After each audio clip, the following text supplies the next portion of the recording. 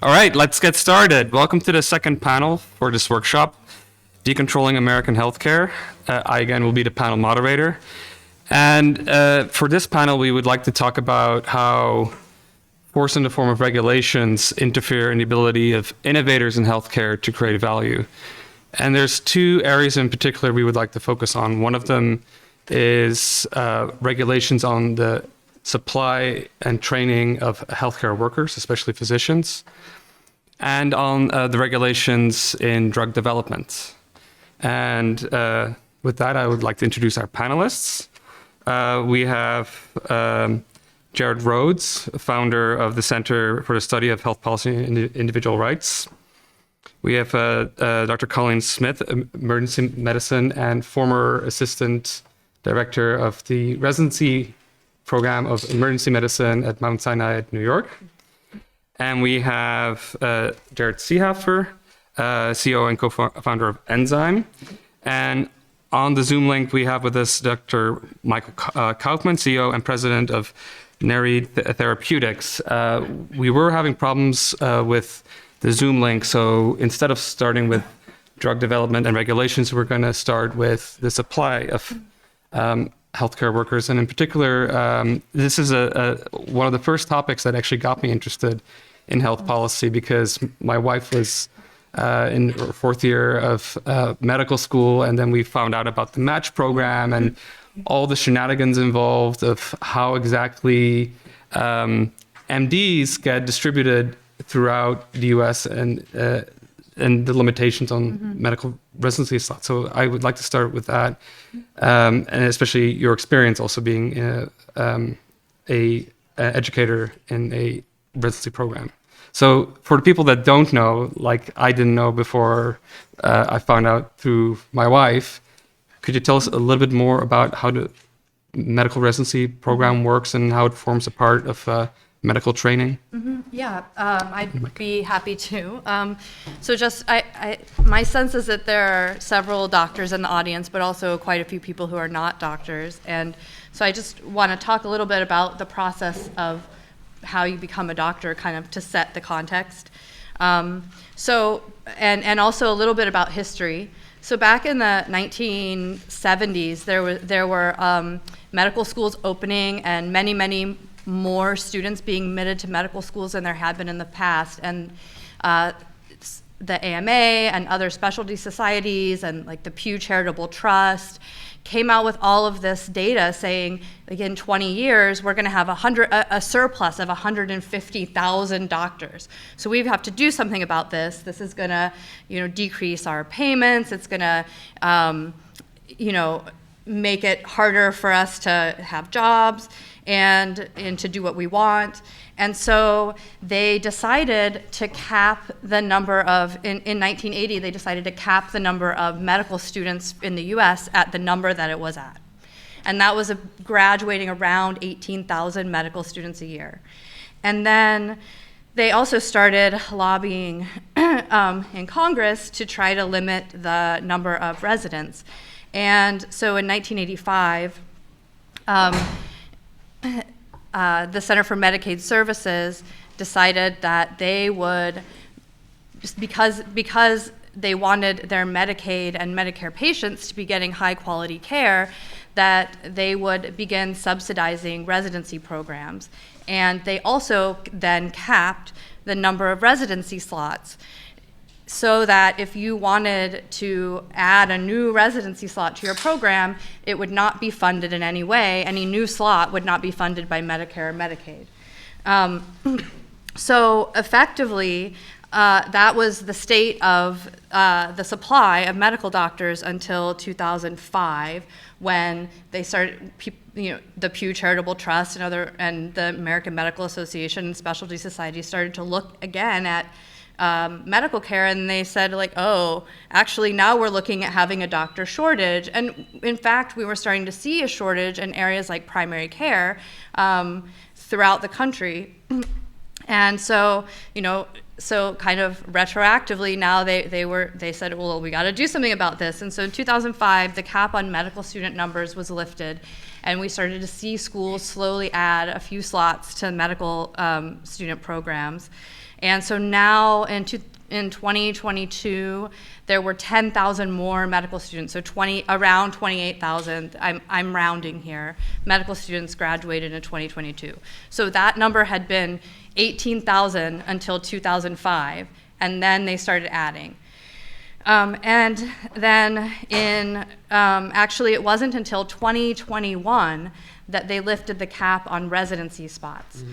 So they added, CMS said in 2021 that they will pay for 1,000 new residency spots to be over the next 5 years, so 200 slots a year, new spots. But in a true sort of centralized way, those spots must be either in rural areas of the country where there are not very many medical residency programs, or they must be given to institutions that are already financing extra slots above what CMS will cover.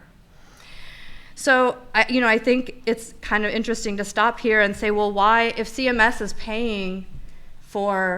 subsidizing residency positions, why are institutions even paying for their own number of residents above that, right? And the reason is because separate from the subsidy that CMS gives, residents actually are a good investment for an institution. They increase the quality of medical care because at a hospital, because the doctors that are there have to be, at the cutting edge of research in order to attract residents. They actually do a lot of the work of the hospital. So residents work, actually they used to work more, but due to some legislation, they now they're limited to 80 hours a week. So they work 80 hours a week seeing patients, and they are paid, depending on the year of the residency, they're paid somewhere between 40 and really 90,000, like $40,000 and $90,000 a year. And so that's that's a great investment. You have especially toward the end of residency, you have this highly skilled worker who you can have working 80 hours a week, and you're paying them $60,000 a year, which is half the lowest rate of an attending, $60,000 is about half of what the lowest paid attending physicians make, right? It's half of what many advanced practice providers make for someone doing twice or more of the work. So it's actually a really good deal for an institution to support a resident on their own. And then you add on, so that's why institutions would even have residents outside of what's paid for by CMS. And then you add on CMS, which pays $80,000 to $150,000 per resident. And this is really one of the major ways that institutions that have residencies make money, is they get a lot of money for the residents that work for them. And so, interestingly, even though I say that there's this cap on the number of residents and it's going up very slowly over the next few years, we actually are graduating fewer medical students than we have residency positions for first-year residency slots every year. So in 2022, I told you that 28,000 medical students graduated. In 2022, there were 36,200 PGY1, so first-year graduate residency spots available. So who fills those other spots? It's international medical graduates. And so they have to fulfill very, very stringent qualifications, and they have to join in this match system, which I'll talk about a little bit also. And so it's these international medical graduates, but actually what's interesting is Many of them come from Caribbean schools, and they're US citizens. And these Caribbean schools were actually formed to try to get around the cap on medical students from before. So there's sort of this very complex kind of system going on. So then, once you've finished medical school, you do the match. And the match is run by the electronic residency application system. It's almost, with very few exceptions, almost all residencies in the US and also fellowships accept applications only through the match. You have to decide on your specialty. So there's no changing specialties. You apply for your specialty. When I did the match, I applied to 25 programs, which was a lot of programs. Today, residents are applying to, or medical students are applying to like 50 to 100 programs. And it costs a lot of money too. Yeah. At the time. So there's a flat fee for the first 10 programs, and every program after that is an additional $25, I think. It may be 50 now. It keeps going up. So you can imagine how much money someone is spending to apply for 100 residency positions. So the reason they can do this is in part because many interviews have switched to Zoom after the pandemic, and so they don't have to travel as much. But also they're doing it because they're trying to maximize their visibility, and they're not really thinking about where they want to go or what they would want to be doing. So for example, my program, so I was one of the associate program directors for the emergency medicine program at Mount Sinai. We would get upwards of 2,000 applications a year. So there's no way, this is like a very prestigious program. We had 25 spots. We're not looking at all those applications. So we immediately eliminated all the international medical graduates. We just didn't look at them. We immediately eliminated everyone who's had a board score below some number. Just didn't look at them. And that kind of whittled our pool down to something that we could pay attention to. And we would interview around 200 people for 25 spots. Last year, actually, there were, after the end of the entire match, there were 500 unfilled, so for 2023, 513 unfilled match residency slots in the country.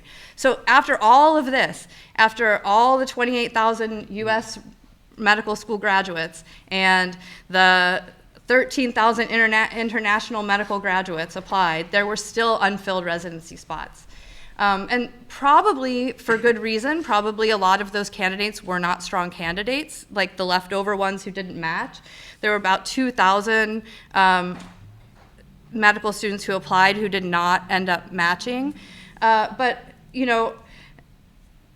the majority of those slots are, and so then what happens, actually, I should just say this, is basically then the residents rank their programs that they liked the best, 1, 2, 3, 4, 5 to 100, and the programs rank the residents that they liked the best, 1, 2, 3, 4, 5, all the way to 200, however many you interview. And there's a formula, which I sort of think of as like a formula in the sky, that spits out an answer. And it says, like, for the student, it says you did match and you are going to Alaska, right? You did match, and for the programs, it says you filled all your spots or you didn't fill all your spots. You have 2 empty spots, so you have to find someone who will fill them. And these are your residents, and that's it. Mm-hmm. And that sort of system makes it very difficult to make any changes ever. It happens, but once you've started a program, you have to sign a contract before you start the match. You do. It's very hard to get out of that. So if you want to practice medicine and you want to go to Massachusetts, but you're going to Idaho. It's like you're going to Idaho. Yeah. That's it. And nothing against Idaho, but it's right. like just to give you a sense of what that's like. Right. Yeah. There's really no choice whatsoever. I mean, a little, right? You did get to rank your programs. And if you really don't want to go to a program, you don't have to rank it.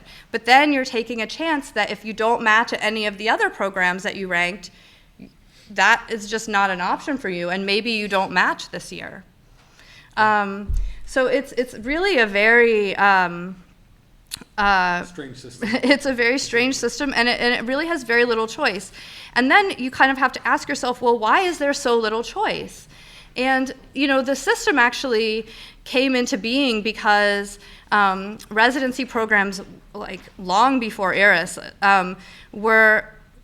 would promise students things and then not have a spot for them, and then people would be sort of left in the lurch, and students would also promise, like, yeah, I'm coming to your program no matter what, and then they'd get some other better offer, and they'd be like, oh, sorry, oops, I'm gonna go somewhere else. And so this was sort of an attempt to fix a problem, but what it did was take away choice.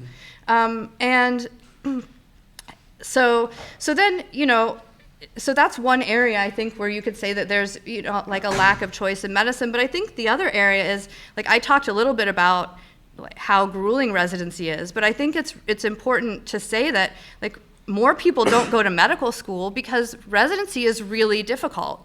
And, if I said to you, hey, man, I'm going to pay you $50,000 a year, you're going to work 80 hours a week, when I tell you to work nights and days, for like half the time, you're gonna have to work 24-hour shifts every 3 days, where you're in the hospital the whole time, you don't get to see your family, you get vacation like 3 weeks a year when I tell you you get vacation, and you're gonna do this for 4 years. And it's the fact that there's a cap that makes it even harder. Right. Yeah. Right. So like, who's going to sign up for that? The people who sign up for that are people who, like, I signed up for it because I thought medicine was really fascinating and interesting, and I thought it would be like a great career, and it is. And some people sign up for it because, like, it's better than digging a ditch. And some people sign up for it because their family has a legacy. Their family has a legacy, and they've seen how great it can be. And there's an end in sight, right? It's not the rest of your life, but I think a lot of people who might go to medical school, who might be great medical students and make great doctors, don't do it because they see this ahead of them. And so why are there not other options for residency? Yeah. And the answer is because there's one accrediting body for residencies, the ACGME, and the ACGME is held in place as the one accrediting body by the Center for Medicaid Services, CMS, which will only pay residencies that are ACGME certified. And I mean, I presume that even if Medicare never got into the business of funding residency slot, that residency would be difficult. But it does seem, and like I see this with my wife and with other doctors I know, that there's like a lot of unnecessary suffering in residency.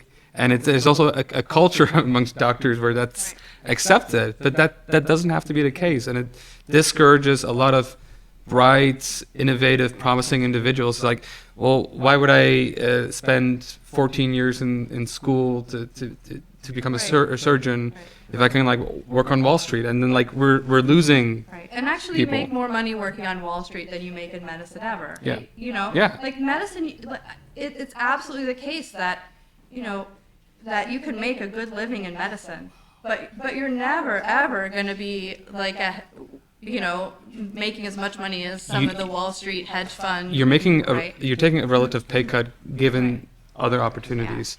Yeah. But I've got two questions for Colleen, and then we should get into licensing because time is not on our side.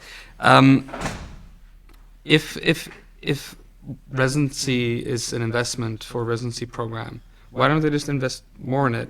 And what can we do to reform the system? Yeah, so some programs do, right? Some programs do recognize that they have the capacity to have more residents, and in fact, that having these additional residents, once you already have a program, you're already paying, to have some attending physicians who don't work clinically as much because they're teaching. You're already paying for a lot of those things, and so to add a couple of additional residents, it increases your ability to take care of the patient volume that maybe you see, and even though Center for Medicaid Services doesn't pay for them, you're still getting more work and more patients seen, and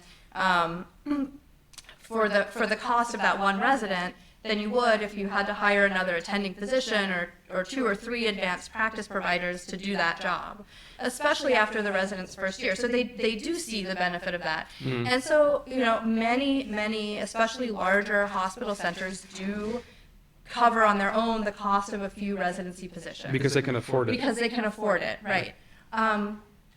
But I think when you see the relative difference in what you get for a resident, when you compare what's coming from Medicaid, from CMS versus what you get for a resident when you're not being paid by CMS, it makes it very difficult, especially for many medical centers that really are operating like right at the edge of a no profit margin to very little, to justify paying a little bit more for something when instead they just make everyone work a little bit harder, right? Instead of bringing in the extra resident, they're also not bringing in the mid-level provider either. They're just having all these extra patients, and everyone's working harder, and everyone's care suffers. So how can we reform that? Yeah, so, I think it's interesting to say, right, like you could just take the cap off. You could just get CMS to remove the cap, but then you're going to have all these programs start to open up and more residents, and it's just going to be a bigger and bigger expenditure for CMS. So I don't really think that's the answer. I think the answer is more to, move to some sort of system where CMS is still paying for residents, but not on like the same per resident basis that they're doing now. Maybe more, so maybe they pay instead kind of a lump sum for a number of residents. So you have 50 to 100 residents, you get $750,000 a year for those residents.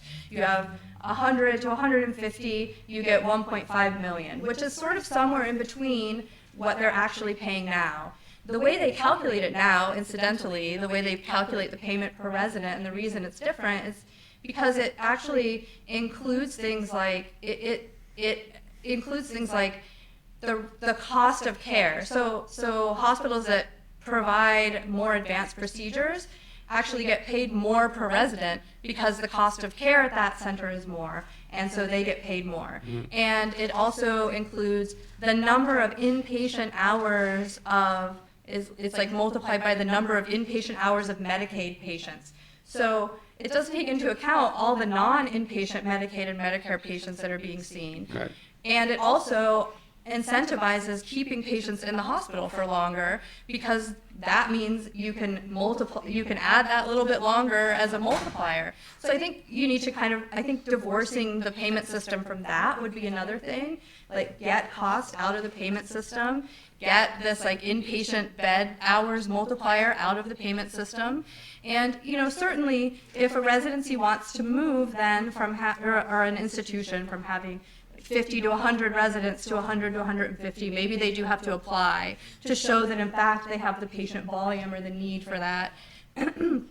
But it also then puts more of the onus, it begins to move some of the burden of paying for residents back to the hospital.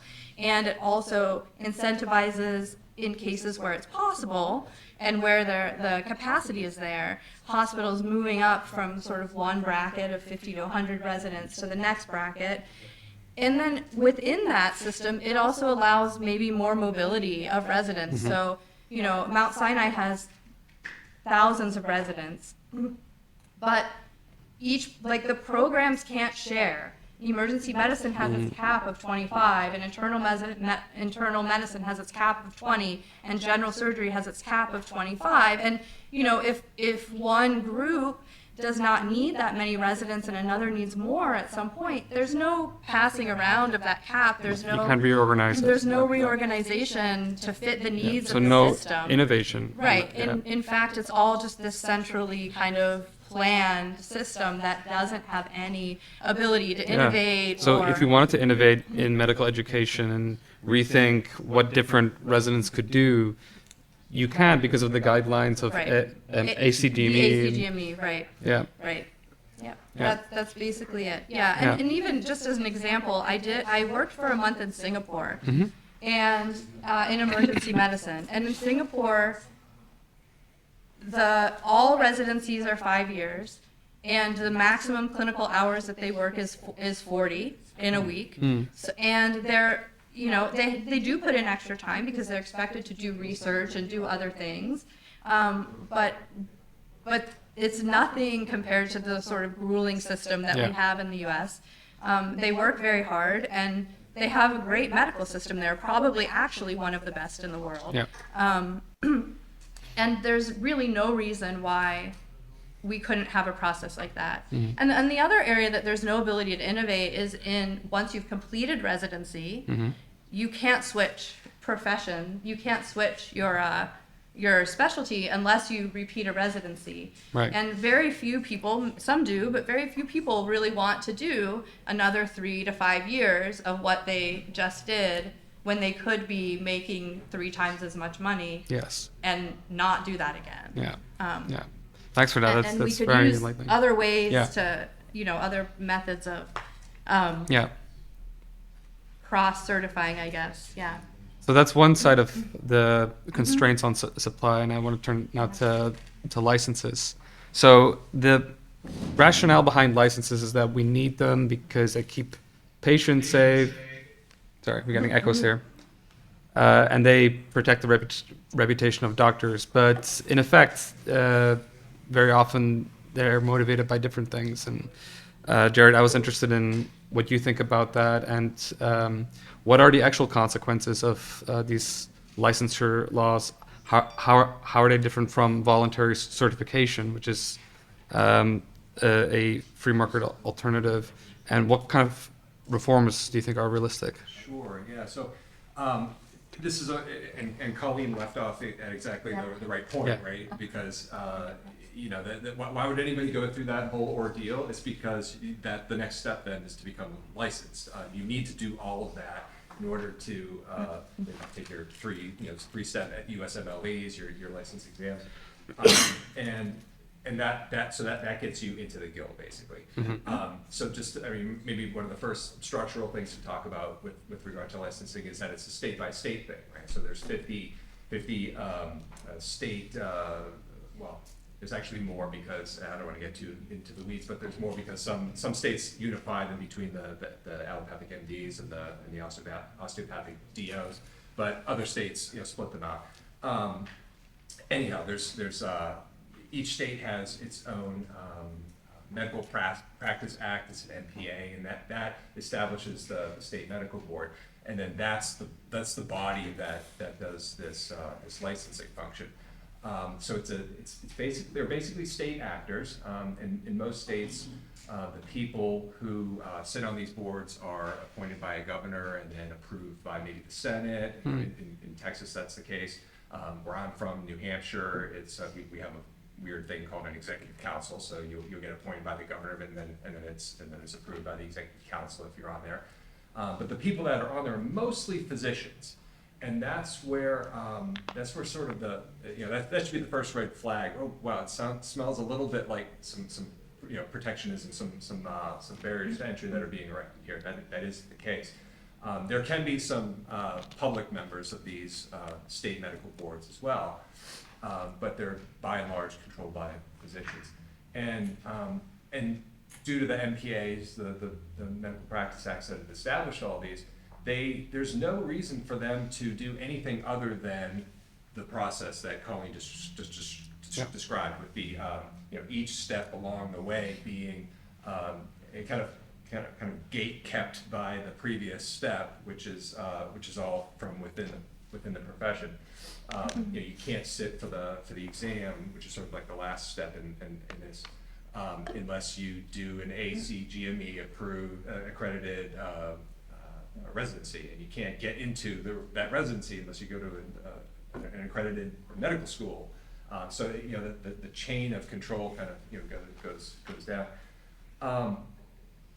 You asked what are the implications of, like, what are the negative consequences? The most obvious one is the artificially high, artificial scarcity basically, that's created, which creates in terms of number of physicians that we are supplying, that keeps physician compensation high, so it's good for them, I suppose.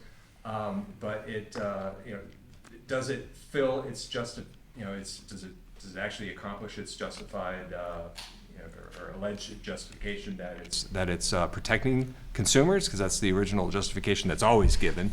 I don't think you can ever find a case of at least physician body justifying them based on the beneficial effects to the profession. It's always here's some benefit to the consumer, and here's I think this is really the sort of dirty little secret, which is that I think if you actually removed all licensing, delicensure is sometimes the term that you hear, I don't think the system would crumble. In fact, I think all of the benefits that people think they're getting from licensing are actually coming from other things that are already in place. Which is a beautiful thing, because usually when we're advocating for free markets, oftentimes we're saying, well, if you remove this regulation, it creates incentives, and we're sort of like, well, if you just trust me, some entrepreneur will come along and solve that problem because the incentives will be better, and a lot of times we're in the position of saying, well, just trust us, if you make that change, it'll be better. I think in this is actually one of those cases where everything is really already in place.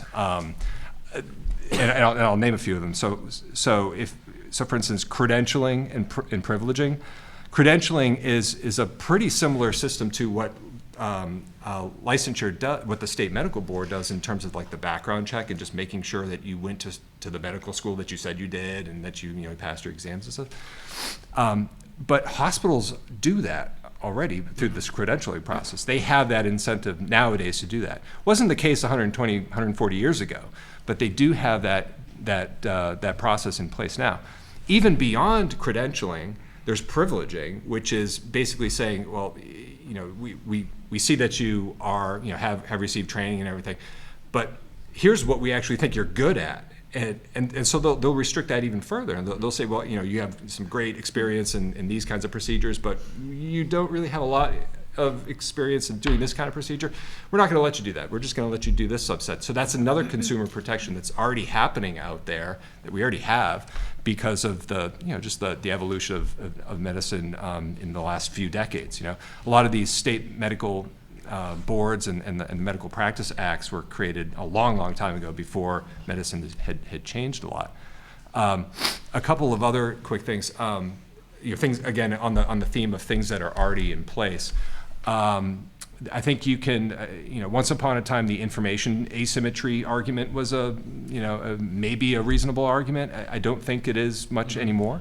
Could you just explain that? Yeah. So the idea would be, well, you as a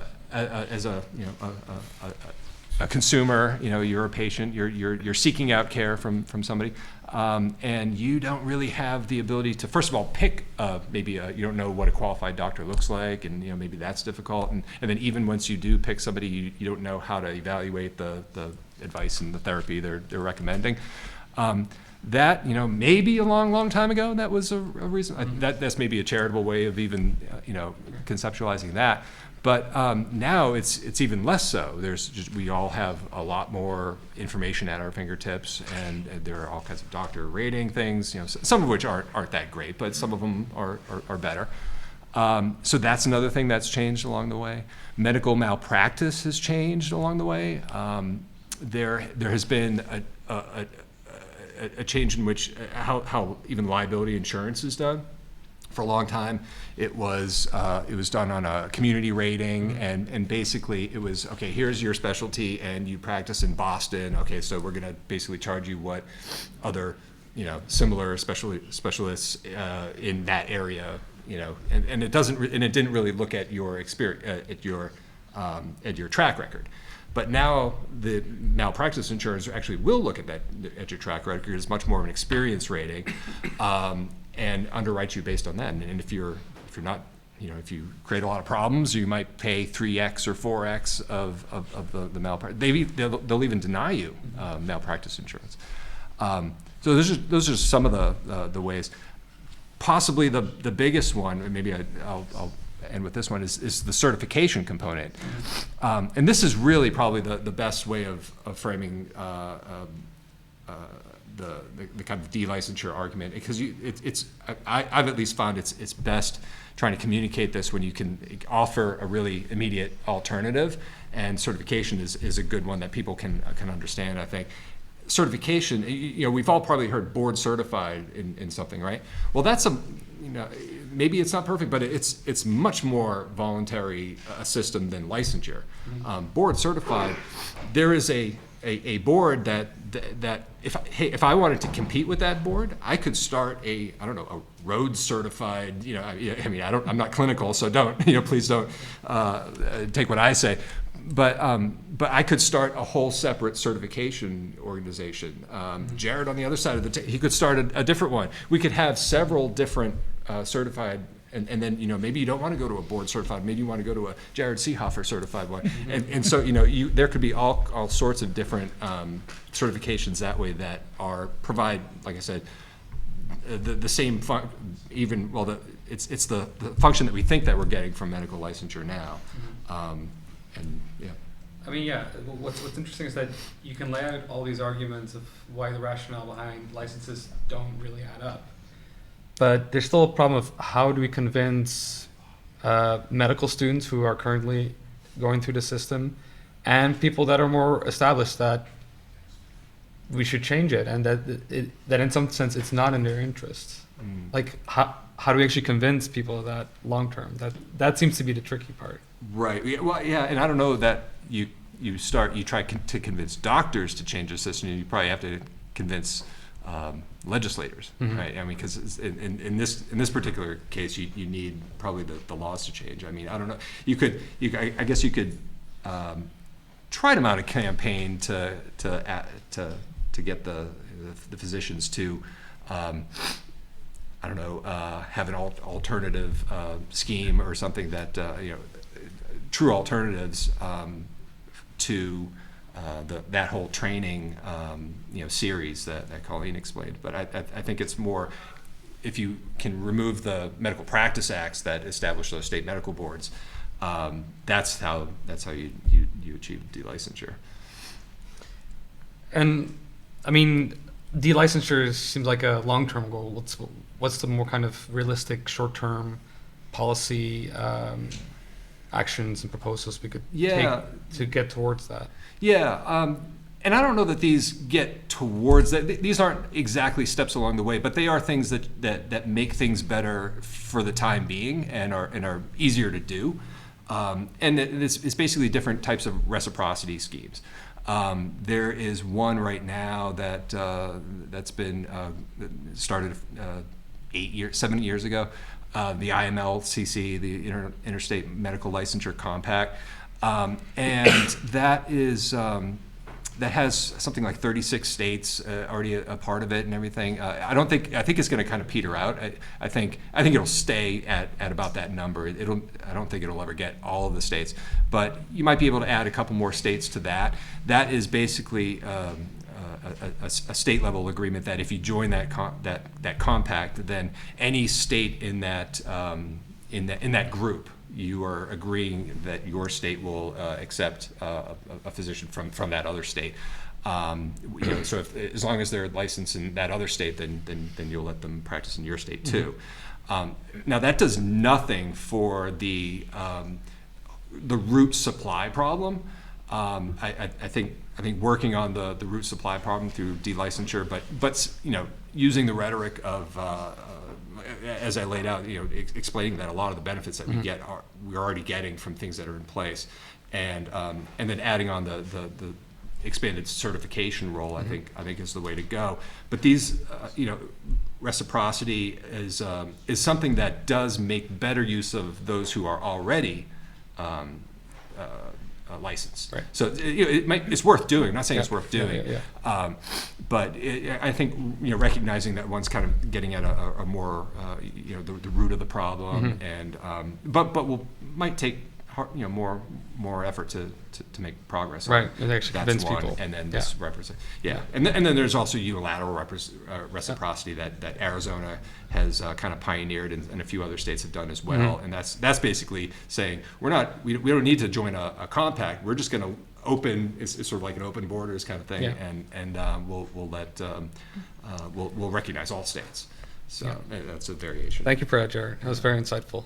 With that, I would like to turn to the issue of drug regulations, and I believe we... Let's start with Michael. I don't think it's going to be easy to do back and forth with him. Let's just Yes, we can... set it up and he'll be able to talk. So, hi, Michael. Oh, there's an echo. Let's just wait until it's running smoothly.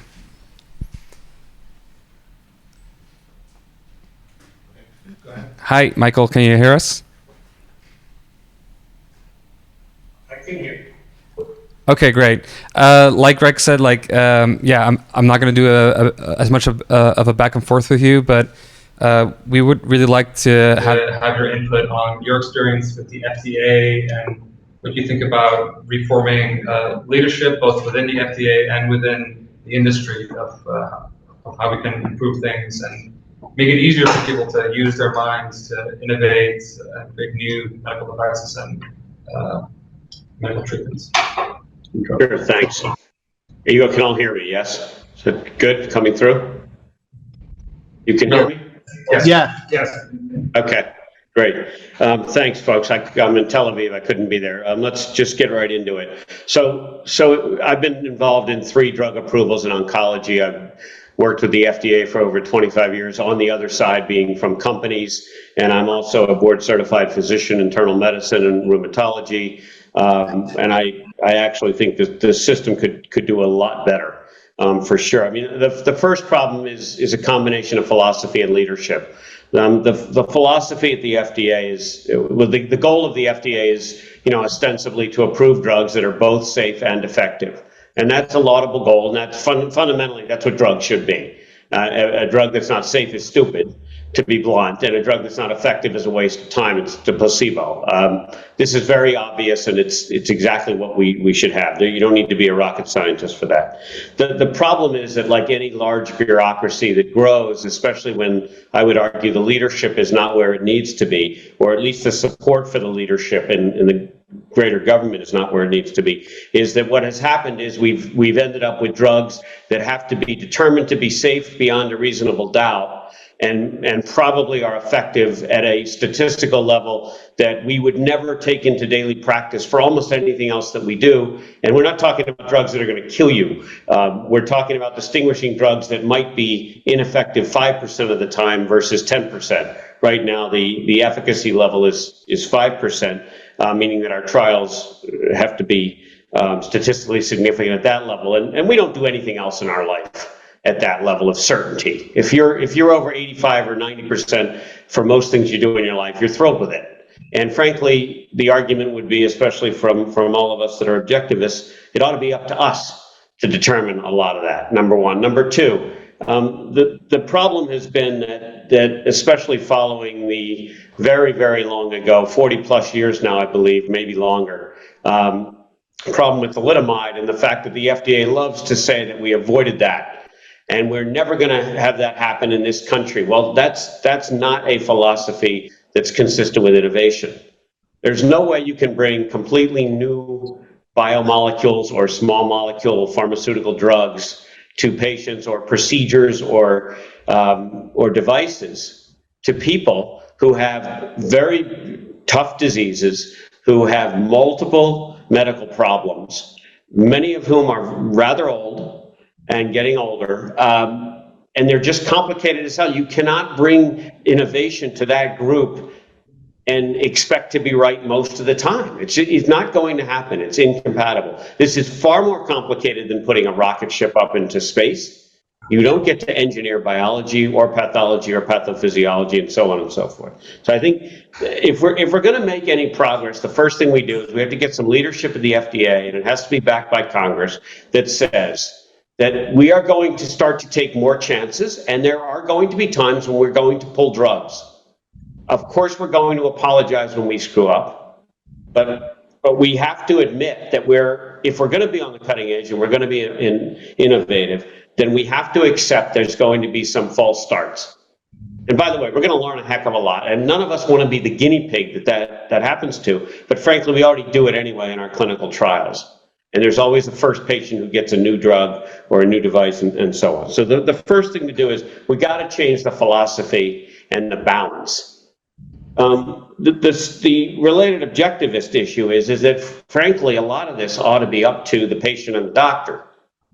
Because depending on the disease you have and your quality of life that you want, and whether you want to live at all costs, et cetera, it ought to be up to you to try stuff. So the next thing we got to do is we got to have freedom to try. Now, there's a lot of talk about that, and there's bills getting passed all the time. It is an onerous process. It is a horrible process, and it is a process that fails more often than it works. These so-called expanded access programs and compassionate use programs, they really are difficult to get through. And typically the patients have to be perfect patients in order to get the drug that's not yet approved. And that is exactly the patients who don't need the drug for the vast majority of the time. So freedom to try really has to be a freedom to try. If you have a metastatic cancer that is blown through the currently available therapies, okay, then it really ought to be up to you and your doctor, and primarily to you. And you can sign your life away, because literally your life is going away. That is going to happen. You are going to die from this cancer. It ought to be up to you to make a decision whether to try something new. The next thing I would say is that we cannot continue with these 5 to 10 year drug approval processes with the state of science today. Science is moving at an exponential pace. New technologies are moving at an exponential pace, and medicine is actually slowing down. What I mean, when I say slowing down, what I mean by that is the pace of drug testing, device testing, and so on is slowing down, because there are more drugs to test, the processes are more onerous, the patients are more complicated, and the threshold that we're being held to, particularly on the safety side, are frankly getting a little bit ridiculous, in my medical opinion, speaking as a physician. And I'm more speaking even now on the rheumatology side of things, which generally, is long-term care for people that are relatively younger and are not going to die from their condition usually. You still have patients whose rheumatoid arthritis is refractory to the 7 or 8 drug categories modern drug categories that we have for RA. And they ought to get to try stuff if they want to, with the disclosure to them that bad stuff might happen. These have not been FDA approved. So the second thing is, the third thing I'm on to now, is this notion that we have to have some kind of intermediate approval, which doesn't have to be called funny names like accelerated approval, which we call in the US, or conditional approval, we call it in Europe. It ought to be some kind of intermediate approval, which is basically a more blanket right to try or expanded access program that's not onerous. It doesn't require 2 to 3 hours of doctor time with nursing and coordinators time to bring a new drug to a patient to try it. And then, in order to be expeditious here, I think the other kind of things we got to do is we've got to stop with this requirement for these 2 separate double-blind randomized trials. It's a bit old-fashioned. We can certainly require that after the drug's on the market and it's been looked at and tested in real life use, that those data are gathered and analyzed very carefully. And if disturbing trends are seen, and this has happened occasionally, then you might need to pull the drug. But holding a good drug up for 10 years because you want to make sure it's safe enough, while you let 10 years of patients die or become crippled or get into real trouble, have significant medical complications, while you waited for those safety signals to emerge, et cetera. I don't think that's the way you should do modern medicine. We have much better testing now before things get into humans. We have much greater knowledge than we used to. We have all kinds of genomics and proteomics and omics, et cetera, systems biology, and all kinds of predictions. And I will leave out artificial intelligence because no one has any idea whether that's going to matter or not. But I'll just tell you, we have enough analyses now going on before a drug even enters people to have a pretty good idea what might or not happen, but we're not always going to be right. Right? In closing, summary, we got to have a leadership philosophy change at the FDA. It might be the same leadership. There's got to be philosophy. It's got to be backed by Congress so that when bad things happen, and they will, because that's what happens when you're on the cutting edge of medicine and science in complicated patients that are, by the way, outbred, meaning we are all genetically very different. It's tough. We've got to change the philosophy. That's got to be the first thing that happens. And we have to start to accept more risk, but it should be on the individual, not blaming the government every single time something goes wrong. The second thing is related to that, which I mentioned, is the freedom to try, then to have intermediate approval so that we have access to experimental drugs when a patient decides they want to go for it.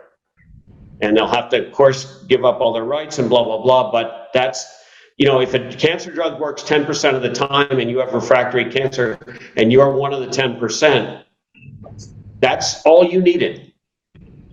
And if it's for the 90% it didn't work, well, you know what?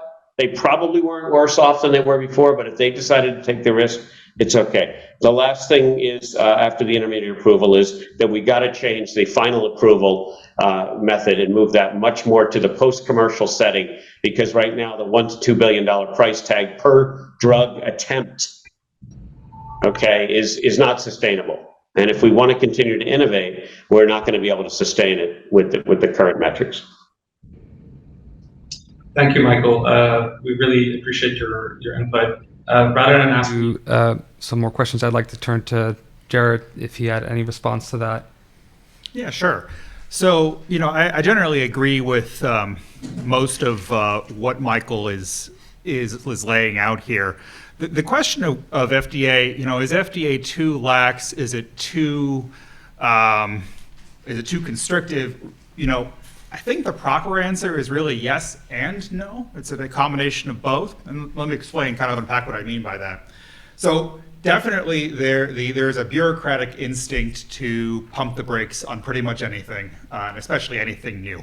Michael's quite right that there is a fear that anything that goes wrong, hey, we approved it, it's going to come back on me if there was anything wrong. And so the most easy thing to do is just to say no to pretty much everything, or no until we have absolutely overwhelming evidence.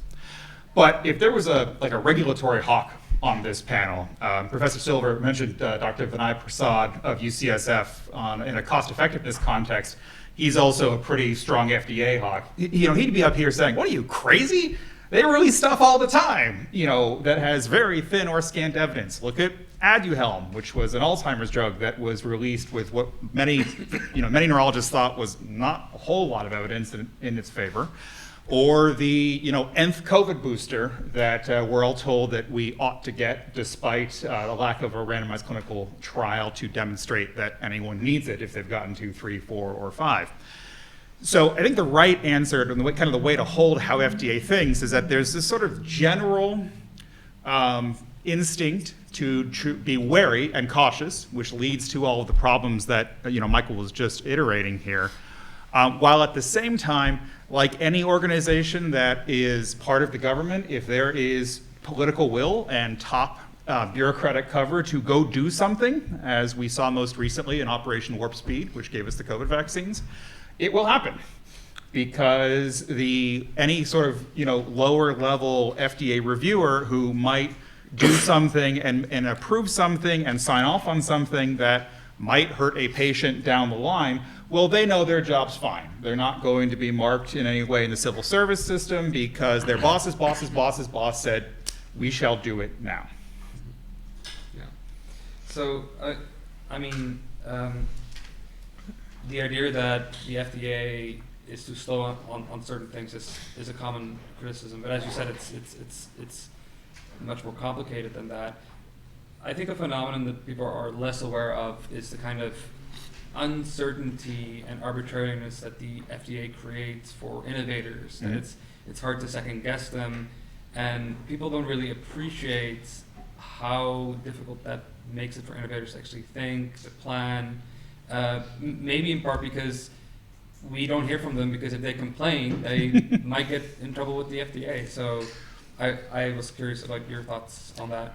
Most definitely. I mean, I spend every day of my professional life trying to mitigate this with, the company that I started. We work mostly with startups. Most innovation in healthcare on the device and drug side comes from the startup environment. And really, an even bigger problem than, hey, we've got to do all of these trials and all the rest of it, and the 10-year process, as Michael was laying out, and the huge price tag associated with that.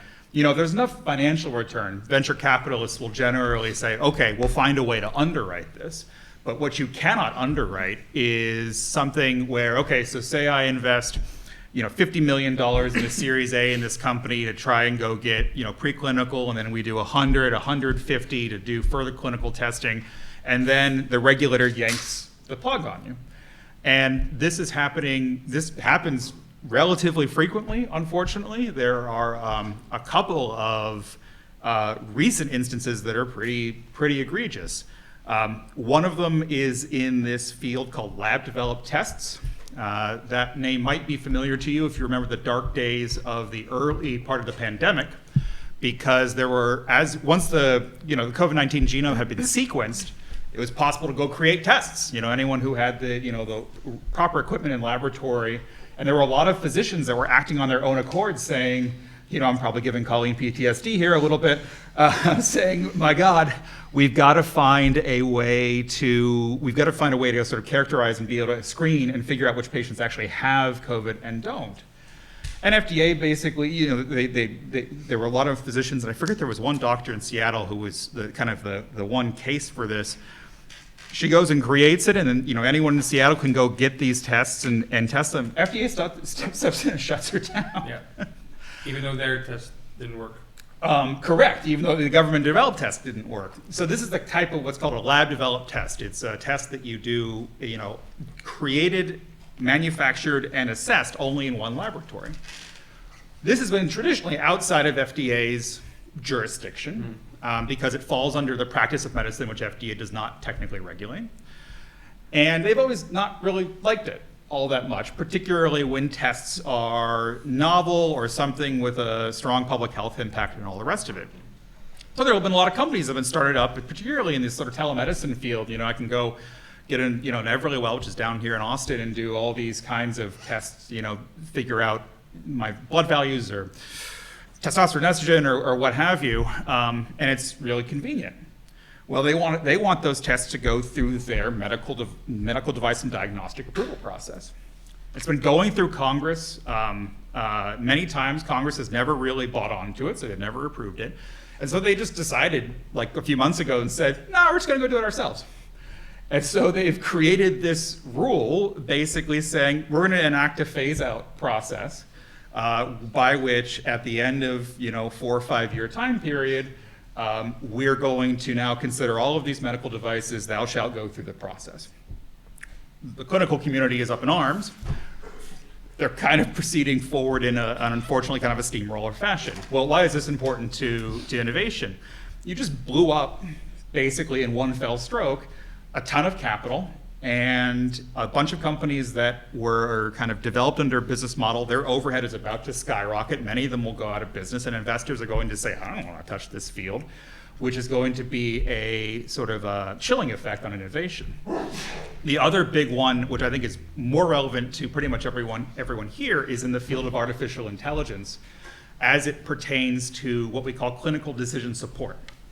So clinical decision support software is any software that is going to guide and kind of aid the physician in their practice, flag things, do a lot of analysis, say, I'm gonna watch out for this, watch out for that. Congress, in a feat of actual smarts and intelligence for once, created this law in I think it was just the tail end, 2016, tail end of the Obama administration, basically saying, look, if this software, if a doctor can independently review the outcome, so the doctor can look through and see how the algorithm figured out. It's not a black box. They can see algorithm, well, like, well, we weighted this patient's lab value here, and then their temperature, and then their history. We added all these weights, and this came up with a recommendation for, X diagnosis or treatment.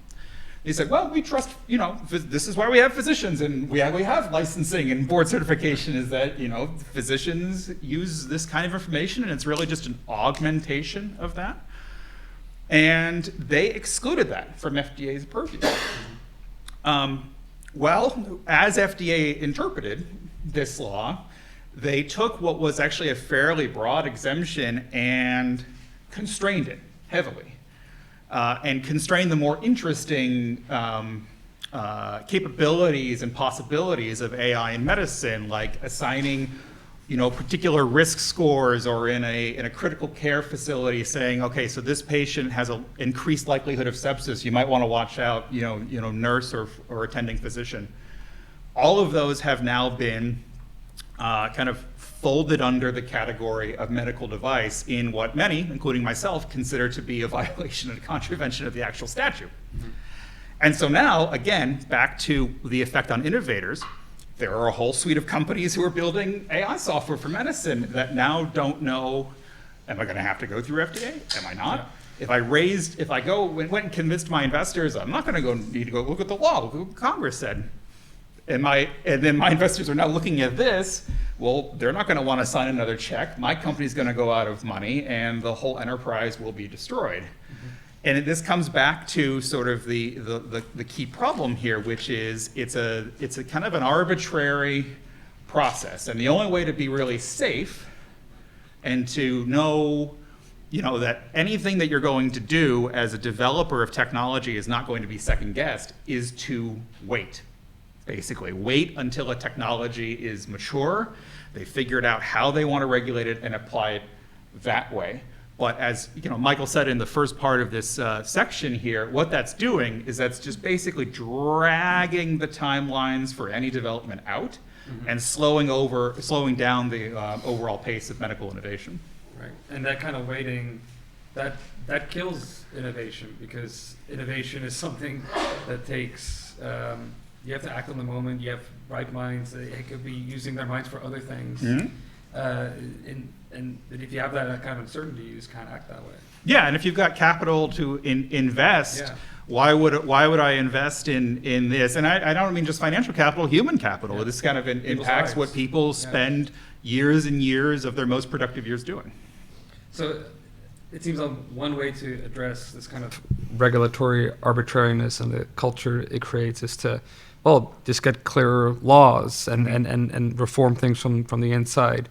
But one thing that we've talked about before in a separate meeting is ways that we can try to circumvent this kind of regulatory arbitrariness by trying to pursue alternative pathways for approval. And so I'd like to hear your thoughts on that. Sure. Well, I 100% endorse Michael's policy proposal for a real right to try.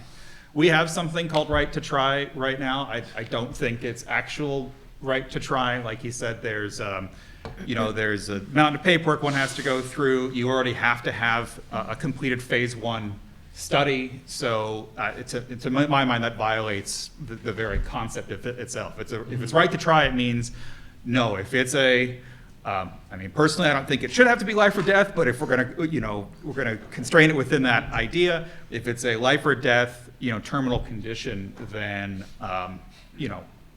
no one's telling me what I can do if my doctor is sort of signing off on it.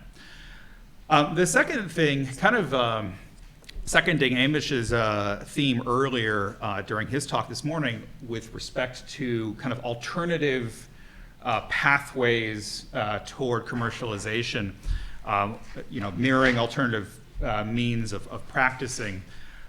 One thing that I think we could do, and it wouldn't take a complete changing of the culture, would be to provide more ways of getting to market that circumvented the one central funnel that is US FDA in DC.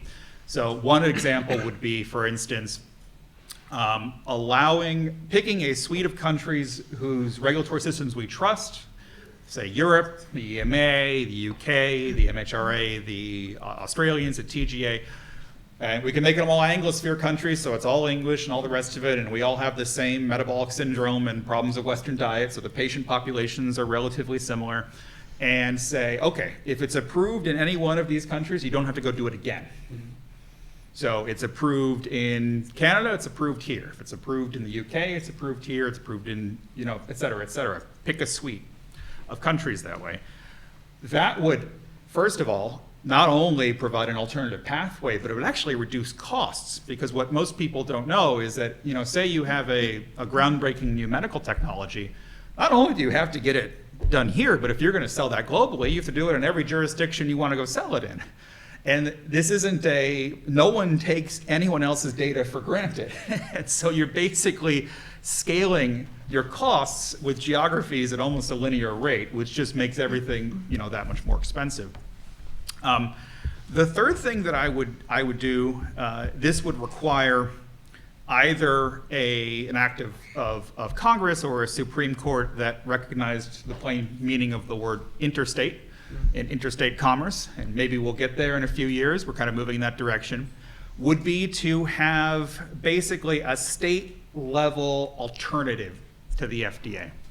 So let's say there are already actually a few states that do have equivalents. California is one of them, Pennsylvania. I don't know about Texas, but there are a few of them that usually just kind of like rubber stamp. But you could give these state agencies actual power.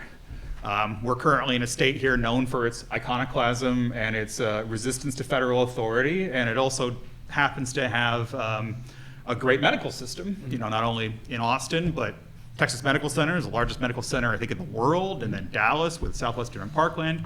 Texas could decide to say, you know what, we're going to make different rules. And that doesn't necessarily mean we're going to be laissez-faire to start. I doubt anyone would go for that at the beginning, but they could say, you know what, this AI stuff, we're going to be the center of AI here in Austin, Texas, the way that Wyoming is, lax with crypto regulation, and they're allowing a lot of experimentation there. And I could tell you, if that actually came to pass, it would be the biggest boom and boost to Austin. Like, Austin really would overtake San Francisco as a center of innovation, because everyone would flock here for that reason.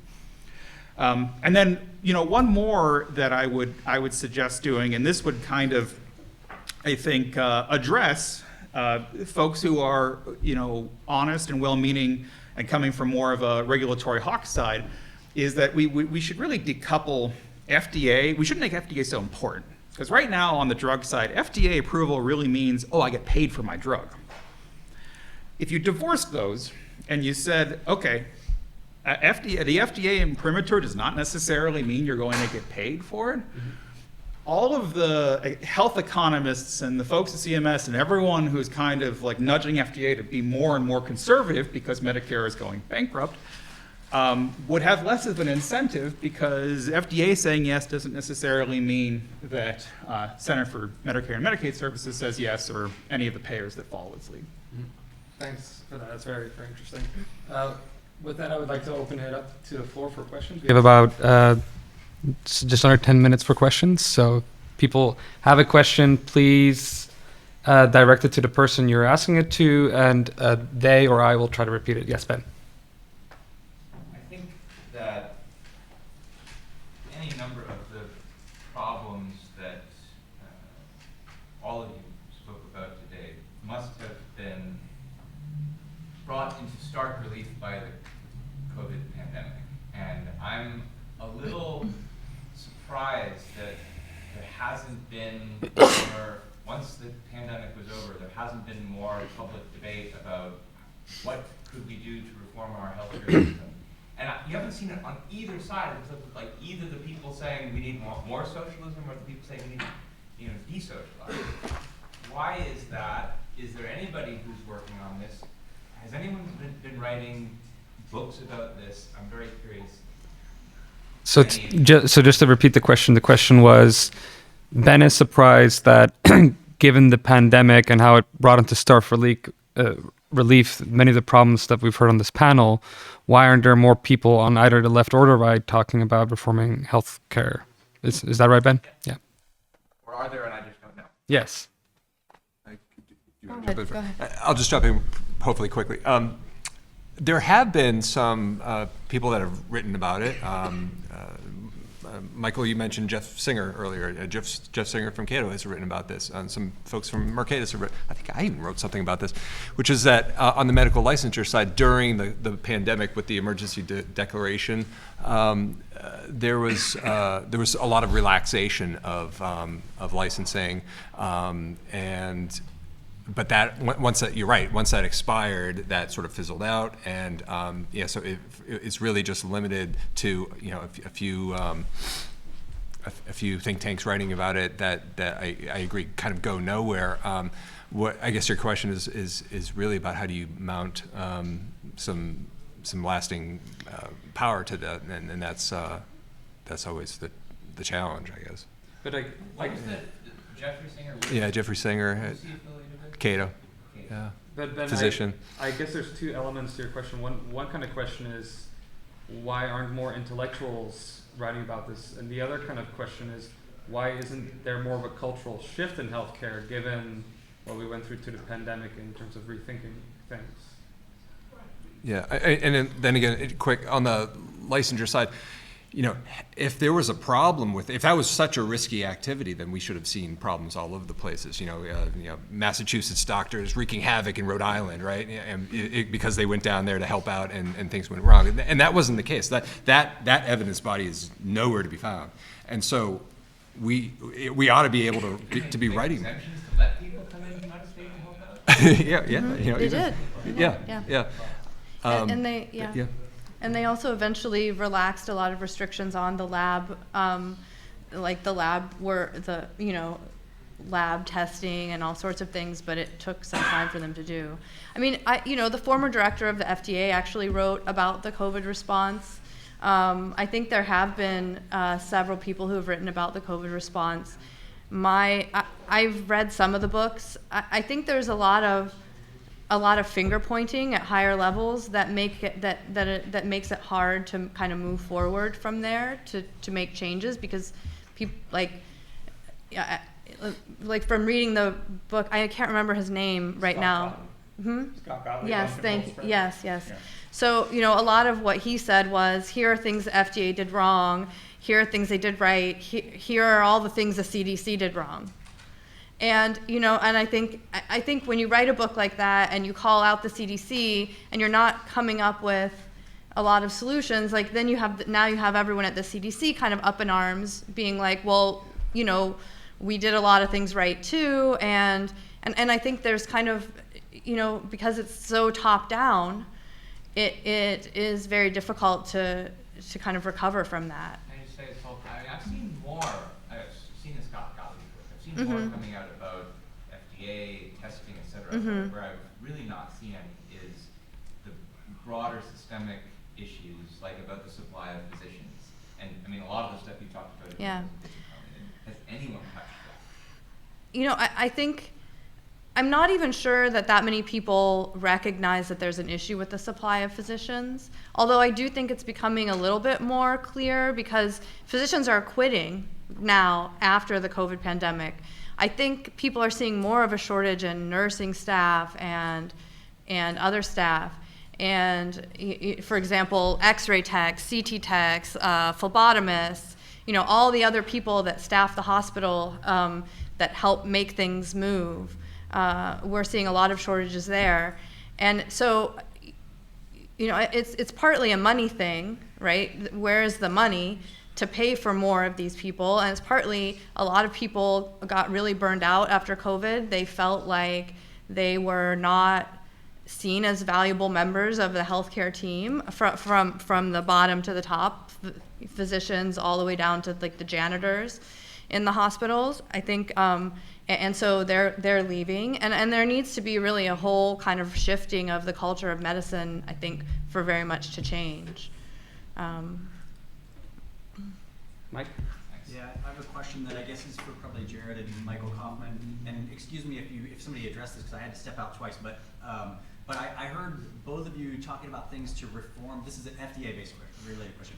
I heard both of you talk about things that we could do to reform the FDA, and I wonder if either of you or anybody else on the panel has thoughts about either fully privatizing the FDA or my favorite solution, which is abolishing the FDA altogether and getting that completely out of. I mean, I think it's such a destructive force. So even that's maybe potentially an ultimate goal, but first steps towards that. And is that, were you both referring to the reforms as a step towards that, or just what we need to do is reform this? Sure. So the question was with regard to the the sort of reform steps that Michael Kauffman and I were talking about with respect to FDA. Is this eventually toward getting to an abolishment of it, or is this intended to be sort of an intermediate step? Do we want to let Michael go first, if he could still speak, and then I can kind of give my 2 cents?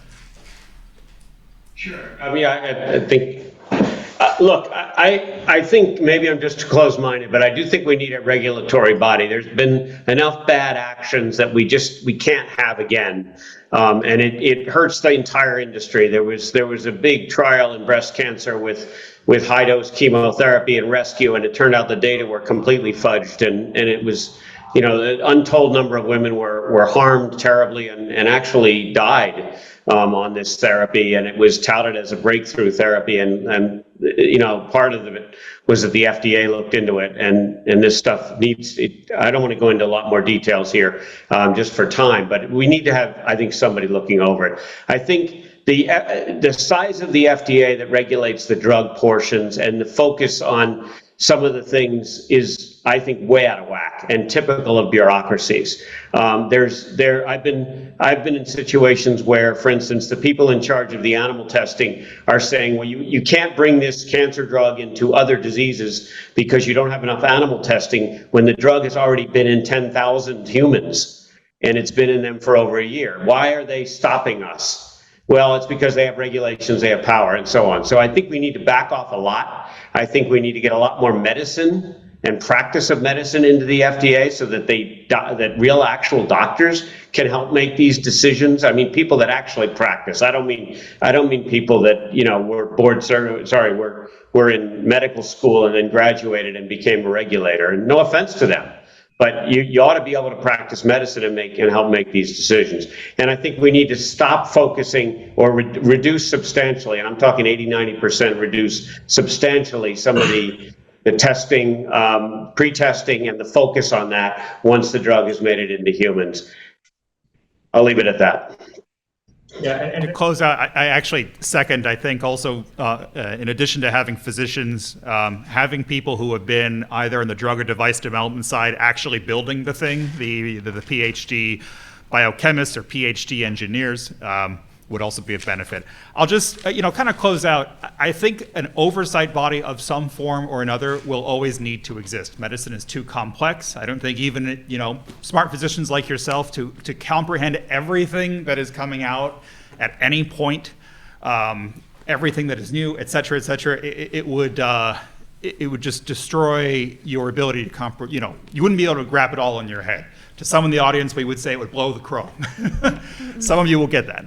And so I think there's always going to need to be something, and then something that has some real, an entity that has some real teeth to it, public or private, where, if you're not forced to, by law, give them, a view into all of your data, you're forced to contractually, because no one will go buy your stuff unless you're giving, underwriters labs for healthcare the ability to look at your data. So I think we'll leave it at that. Yeah, and with that, I'd like to thank our panelists. Thanks.